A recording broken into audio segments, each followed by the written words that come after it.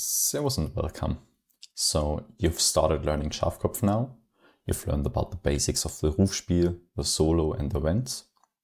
And now you want to improve on your game style. I want to give you some little insights on how you can try to improve reading your opponent's hand, or maybe the hands of your allies.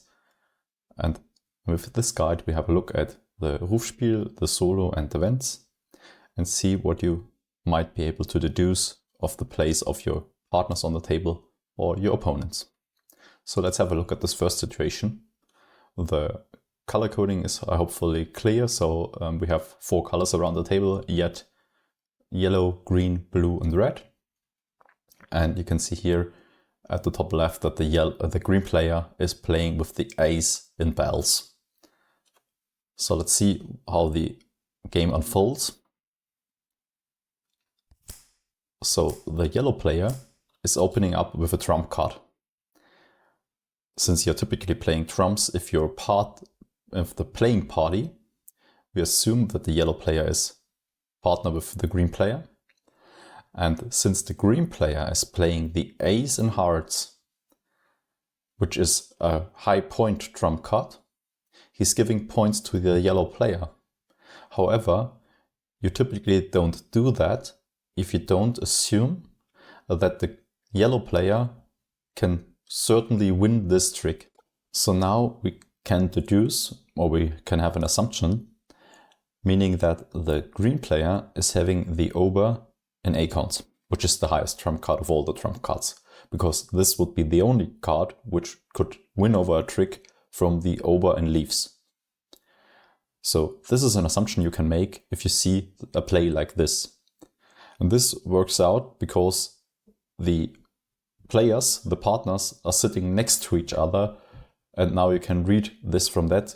Imagine that the player announcing the game would sit on our position, and the player to his left, so the yellow player, would open up with the over in leaves, and then in the end of the trick he would play the ace of hearts. You cannot deduce this kind of information because, of course, if the trick is won by his partner, he can put in points if he's the last player to play a card in the trick round. So in this case, you can assume that the green player has this high trump card. Let's face another situation. In this case, we still have the green player playing with the ace of bells. Now we are the one to open up the trick round. Since we do not have the ace of bells, we want to have a clear view who is our partner in this game, and now we're searching for the ace. So this is how the trick unfolds. We play out the king, the ace is coming from the yellow player. The green player, of course, needs to have a bells card because he's playing with the ace of bells, so he has to have a card of this suit. And now the blue player also plays a bells card, which is the 10 in bells. But what can you deduce of that? Well, the thing is, if you are not part of the playing party, you try to avoid giving points to the playing party. And in that case, the blue player gave 10 points to the playing party. And if you are not forced to do so, you wouldn't. So in that case, I assume that the blue player is not having any other bell card aside from the 10. That would mean if we now open up another trick round with bells, the blue player would be free of bells. So this is what you can deduce if someone is putting a suit card in, and it's a point suit card, and you typically wouldn't do that, giving points to your opponent. And in that case, you can assume this player is now free of the suit. Let's have a look at another situation. So again, the green player is playing with the ace of bells, and this time we are playing the 9 in bells to look for the ace. Now let's see how this trick unfolds. The yellow player still has the ace of bells in this case, and the green player is putting in the 10. So this is the first trick. Now there's a follow-up trick. Let's see the second trick.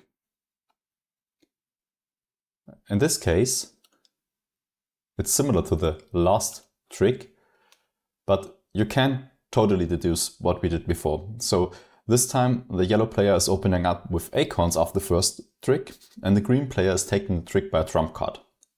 Now the blue player is putting in the ace of acorns. However, if that's the case, it could mean two kind of things. First, it's similar to the trick before with this bells trick where we had to put the 10 in and we didn't want to do that.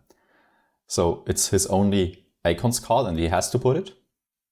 The other option would be that the player has a lot of acorn cards and he's assuming that we are also free in the suit of acorns.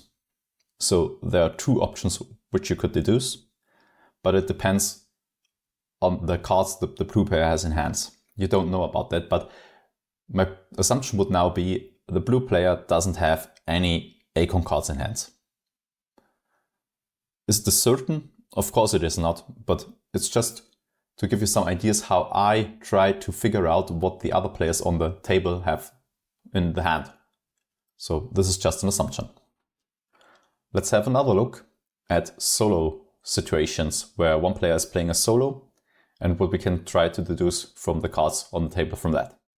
So this time the green player is playing a solo in the suit of leaves. And this is our hand card.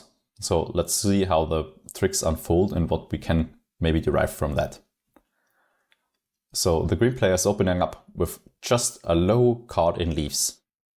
What could this probably mean if there's nothing else happening on the table at the first trick round?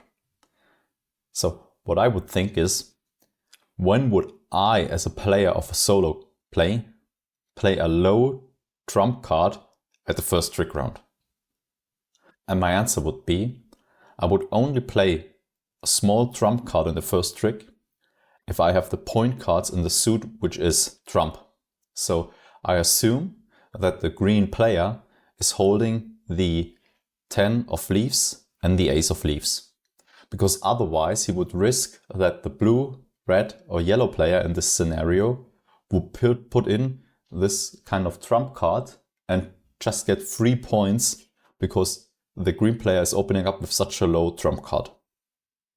If a player is opening up with a low trump card, I would assume that the player himself has all the trump point cards.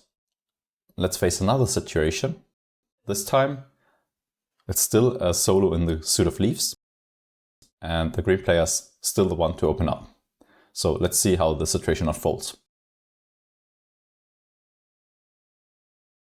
So in this scenario, the green player opens up with the ober in leaves. Since leaves is the trump suit, the blue player plays the 10 in leaves. I play the unter in bells, and then the yellow player plays the 7 in leaves. So there's 4 trump cards in total. However, none of the other players took over the trick from the playing party, from the green player. So that means none of the other players has strong enough cards in hand to win over an ober of leaves, and thus the assumption is that the green player also holds the ober of leaves. Seems simple, right? But still, this is something which you need to deduce from this situation. Otherwise, you wouldn't be able to make assumptions about the trump cards and the strength of trump cards in the hand of the opponent. Okay, so now we've reset. This time we still play a solo in leaves, or the green player does, and we don't have any trump cards in hand at all. So let's see what happens here. The player is still opening up with the ober in leaves, and the right hand side player is putting in the king of leaves. We don't have a trump card, so we put in a small non-point card in bells, and the yellow player is putting in a small trump card in leaves. Okay, there's another trump round because the green player won this trick. He's opening up again with another trick. So the second trick round is opened up by the ober in hearts, which is the third highest trump card. And now the blue player is putting in the ace in hearts. Since we are playing a solo in leaves, hearts is not a trump card, which means blue doesn't have any more trump cards in this situation. We didn't have a trump card from the get-go, so we can also put in a points card like the ace in acorns. And now the assumption is, or the hope is, that the yellow player can take over this trick with the ober in acorns. So we could assume one of two situations. First, the yellow player does have the ober in acorns and can win this trick. Second, the green player is tricking us, playing this third highest ober, tricking us to put in points where he still is holding the ober in acorns himself. So we get rid of point cards. Could both be the case, but this is what you can try to assume. However, what you certainly know now is, in the first trick, there were 3 trump cards in total, right? The king, the 7 and the ober. Now there's a 4th trump card, which is the ober, so 4 trump cards are gone in total. Then, since there's a total of 14 trump cards, there's still 10 trump cards remaining. So we can now try to figure out how many trump cards are at which player's hand. So it could be that the green player is playing a solo with a total of 8 trump cards, which would be a really strong solo, leaving us with 6 trump cards remaining. 1 was at the blue player's hand, so the other 5 go to the yellow player's hand. Since he already played 1 trump card, that would leave him with 4 remaining trump cards. The other situation would be that the green player is having a solo with 7 trump cards. Then, of course, we can just shift 1 of this previously 8 to the yellow player, would make him now having 5 trump cards in hand, which would make him a really strong player. And the not so common thing is that the green player just is having 6 trump cards, and this would also leave the yellow player with 6 trumps now in hand. So he would be really, really strong. But if that's the case, I guess this player would have taken over the play, and this is not really common to be.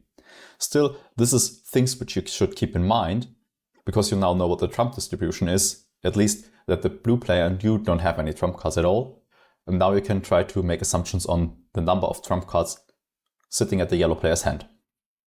Okay, now let's switch it up a little bit. This time the green player is playing events. And let's see what we can try to figure out from the plays he's making about his hand or the hands of our partners.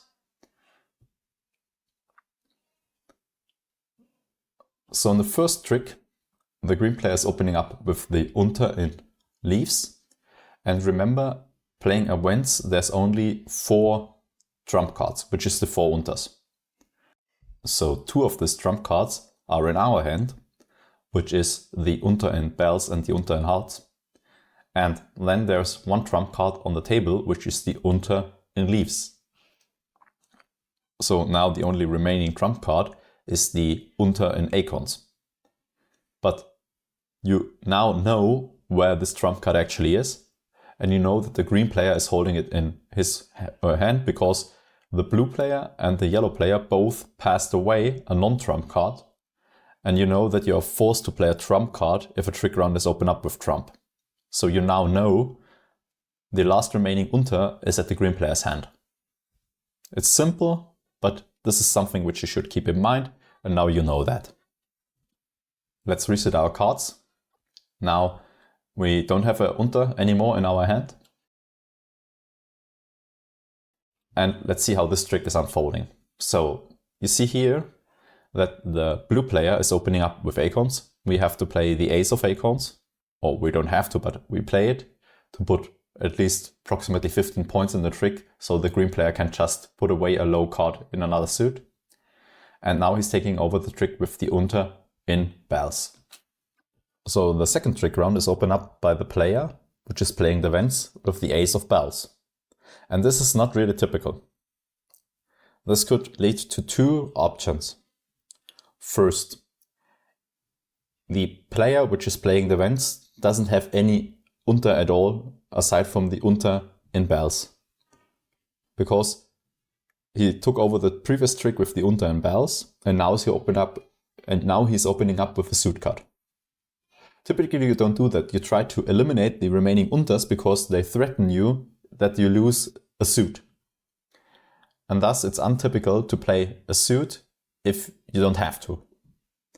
So one option is that he doesn't have any unters remaining. The other option is that the player is having all the other 3 remaining unters, so hearts, leaves and acorns. And this is more likely in my opinion. So I'm thinking that the green player is holding or has held from the beginning all 4 unters, and now he's playing bells because he doesn't have a threat on the table because he's holding the unters himself. That's something you can try to deduce from that. Let's look at one final example. This time again, the player on the right hand side is opening up with acorns. We win the trick with the ace of acorns, and the green player, which is playing the vents, is putting in the 10 in leaves. So if the player is doing that, I can most probably assume that the player is no longer having any leaf cards at all. Because just like the example with the partners game or with the solo, you wouldn't put in points for the opposing party if you don't have to, or if it doesn't give you an advantage, an edge later in the game. So my assumption is, if I would be the vents player, the green player, I'm only putting in this 10 because it's posing a threat later down the road of the game. So I'm giving it away now with kind of few points. 21 is quite a lot. However, it might be less than giving it away with the ace in leaves and the king and an ober. So it's less points than that. And if I'm certain that I will win the rest of the tricks, this probably is my best bet. But I can only do that, or I only would do that, if I'm holding the 10 of leaves solo in hand. So there ain't no other leaf cards in my hand. Okay, so this is it. This wraps it up. There's plenty of plays which you can do on a table. And there's plenty of plays which the opponents can do on the table. And I hope with this video you learned how you can read into their play and try to figure out what cards they hold in hand or which they don't hold in hand. If you have any questions about this video, comment down below and I'll try to answer that. So see you next time.